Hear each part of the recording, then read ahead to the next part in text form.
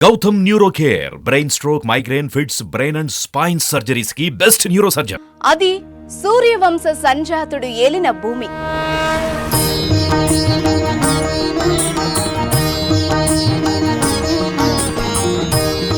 ధర్మం 4 పాదాల మీద నడయాడిన నేల.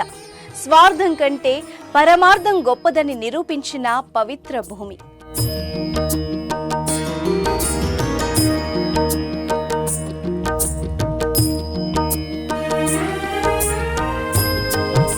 ధర్మమూర్తి శ్రీరామచంద్రుడు ప్రభవించిన పుణ్యభూమి.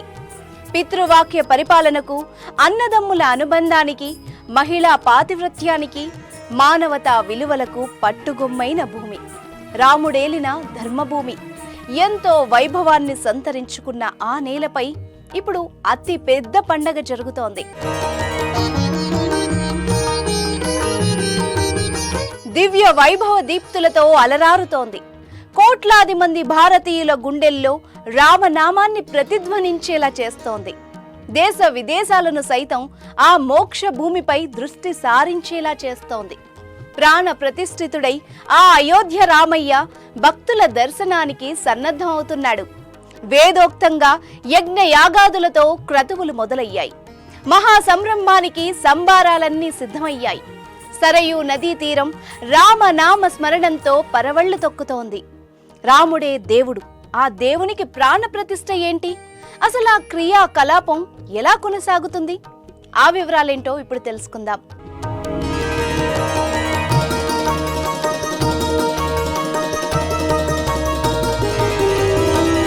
కక్షలు, కలతలు, కుళ్ళు, కుతంత్రాలు ఎరుగని భవ్యభూమి అయోధ్య. అనన్య పరాక్రమ యోధులకు కూడా జయింపశక్యం కాని విజయభూమి. అలాంటి గడ్డపై ప్రభవించిన శ్రీరామచంద్రుడు అయోధ్య రాముడై రావణ సంహారంతో ధనుజ విరాముడై కీర్తి గడించాడు. పుత్ర కామేష్టితో దశరథ రాముడై ధరణీతలాన్ని పాలించాడు. ఇది వేల సంవత్సరాల కిందటి చరిత్ర, త్రేతాయుగం నాటి మాట. అయితే చరిత్ర కాలగర్భంలో కలిసిన రామతత్వం, రాముని జీవన విధానం ప్రతి భారతీయుని గుండె లోతుల్లో కొలువై నిలిచింది. హైందవ జన హృదయ పీఠంపై సీతారాములు తరతరాలుగా ప్రతిష్ఠితులై నిలిచారు.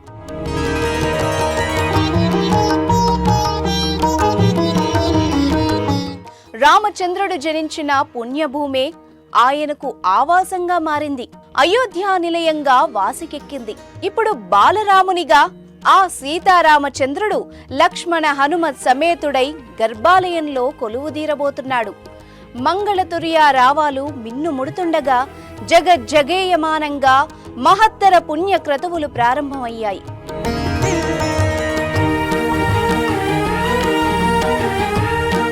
రాముల వారి ప్రతిష్టాపన కార్యక్రమంలో ప్రధాన ఘట్టం ఆరంభమైంది. హోమాలు వెలిగాయి, యాగాలు మొదలయ్యాయి. యజ్ఞవాటికలు వేద మంత్రోచ్చరణలతో పరిడవిల్లుతున్నాయి. స్వాహాకారాలు సరయూ తీరంలో శుభకరంగా వినిపిస్తున్నాయి. సుముహూర్త ఘడియలు సమీపిస్తూ ఉంటే యంత్ర ప్రతిష్టాపనకు వేద విధులు సమాయత్తమవుతున్నారు. 6,50,00,000 మార్లు రామ మంత్ర జపాన్ని అనుష్ఠించిన మహాయంత్రాన్ని బాలరాముని విగ్రహం కింద ప్రతిష్ఠించేందుకు సన్నాహాలు వేగంగా జరుగుతున్నాయి. పంచలోహ మిశ్రితమైన ఆ యంత్రానికి అన్ని కోట్ల మార్లు జపఫలాన్ని దారపోసిన మహనీయుడు మన తెలుగువాడే కావడం నిజంగా గర్వించదగ్గ విషయం. ఆయనే హనుమద్ ఉపాసకుడు శ్రీ అన్నదానం చిదంబర శాస్త్రి. కేవలం మోక్షాన్ని తప్పించి ఎలాంటి గౌరవ సత్కారాలను కోరుకోని నిరాడంబర రామభక్తుడాయన. మహాయంత్ర ప్రతిష్టాపన అనంతర ఘట్టం ప్రాణ ప్రతిష్టాపన. దైవాధీనం జగత్ సర్వం అన్నారు. ఈ జగత్తంతా కూడా దైవానికి అధీనమై ఉన్నది. మంత్రాధీనంతో దైవతం. ఆ దైవము మంత్రానికి అధీనుడై ఉంటాడు.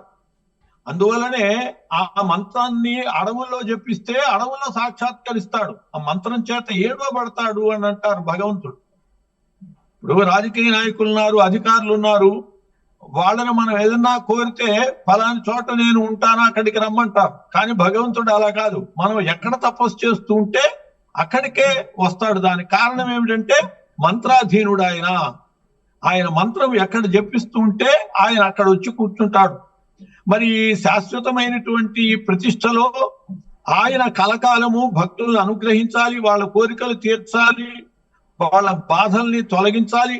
అందుకోసం ఆయనలో ప్రాణశక్తి దైవశక్తిని నింపాలి అని అంటే ఆ శక్తి ముఖ్యంగా యంత్రగతంగానే ఉంటుంది. మంత్రాధీనంతో దైవతం, మంత్రానికి ఆయన అధీనుడు కాబట్టి ఆ మంత్రము యంత్రమునందు నిక్షిప్తమై ఉంటుంది. యంత్రము అనేటటువంటిది యంత్రాలు 3 రకాలుగా ఉంటాయి. ఒకటి ప్రతిష్ఠా యంత్రం. మొట్టమొదట ఈ దేవత కింద ఆ దేవత విగ్రహం ఆనేటట్లుగా పెడతారు. ఆ విగ్రహం తయారు చేసేటప్పుడే పిడి ఉంచటం కూడా జరుగుతూ ఉంటుంది. కొన్నిటికి ఫ్లాట్గా ఉన్నా కూడా పీఠము ఆ యంత్రాన్ని తాకేటట్లుగానే దానికి సంబంధించినటువంటి పీఠం తయారు చేస్తారు. ఎందుకంటే ఆ యంత్రాన్ని విగ్రహం తాకుతూ ఉంటేనే ఈ యంత్రగతమైనటువంటి మంత్రశక్తి విగ్రహంలోకి వచ్చి ఆ విగ్రహము దైవ అనుగ్రహాన్ని చూపుతూ ఉంటుంది. కాబట్టి అట్లాంటి ఆ విగ్రహము దైవత్వాన్ని పొందుతూ ఉండగా ఈ యంత్రములో బీజాక్షరాలు ఉంటాయి. ఏ దేవతకి సంబంధించినటువంటి ప్రతిష్ఠ జరుగుతూ ఉన్నదో, పైన ఏ దేవత విగ్రహాన్ని పెడుతున్నారో ఆ దేవతకి సంబంధించినటువంటి మూలమంత్రము, అట్లాగే మంత్ర గాయత్రి, మంత్ర ధ్యానము, ప్రాణ ప్రతిష్టాపన మంత్రము, అట్లాగే అనేక రకాల బీజాక్షరాలు, దిక్పాలకుల బీజాక్షరాలు, ఇవన్నీ కూడా అంటే సర్వశక్తులు సమకూర్చేటట్లుగా ఈ యంత్రం సిద్ధం చేయబడుతుంది. ఆ యంత్రాన్ని నేను యంత్రాన్ని సిద్ధం చేసి ఆ యంత్రమునందు మంత్రము అనుష్ఠానం చేసి ధారాదత్తం చేయాలి. ఉరికిన అనుష్ఠానం చేస్తే కాదు, సంకల్పం, ఈ యంత్రానికి సంబంధించినటువంటి సంకల్పం చేయాలి. ఆ దేవతకి సంబంధించిన సంకల్పం చేయాలి.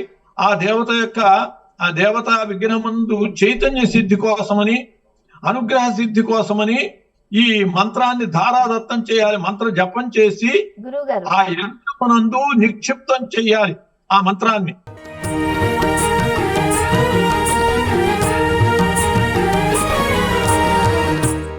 ఆలయాలలో ప్రతిష్ఠించే ప్రతి విగ్రహానికి యంత్ర ప్రతిష్ఠ అన్నది ఆనవాయితీ.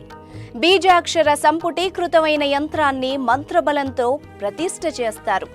అదే క్రతువు ఇప్పుడు అయోధ్యలోనూ కొనసాగుతోంది.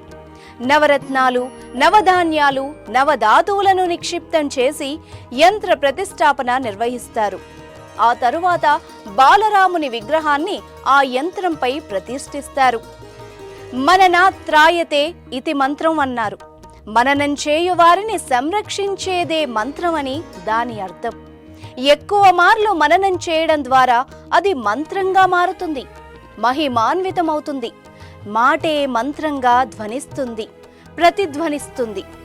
పదే పదే తిరగేసి పలికిన కరుకు బోయనకే కవిత్వ సిద్ధి కలిగింది. ఆ మంత్రోచ్చారణ ద్వారానే వాల్మీకి మహనీయుడయ్యాడు. రామాయణ మహాకావ్యాన్ని జగతికి అందించాడు. అంతటి శక్తి సంపన్నమైన నామం రామనామం. ఇప్పుడు ఆ నామం దేశమంతటా ప్రతిధ్వనిస్తోంది. ప్రతి గుండె లయల్లోనూ లీలగా వినిపిస్తోంది.